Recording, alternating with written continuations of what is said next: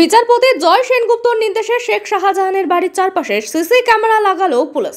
এই সিসি ক্যামেরার মাধ্যমে নজরদারি চালাবে পুলিশ। 3টে সিসি ক্যামেরা লাগানো হয়। গতকালই বিচারক জয় সেনগুপ্ত সিসি ক্যামেরা লাগিয়ে নজরদারির নির্দেশ দিয়েছেন।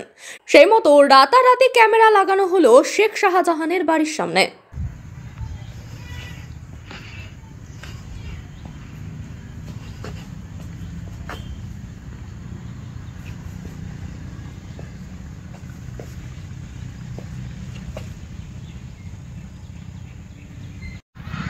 একটু বলে দাও কোনোভাবে যোগাযোগ হয় যদি।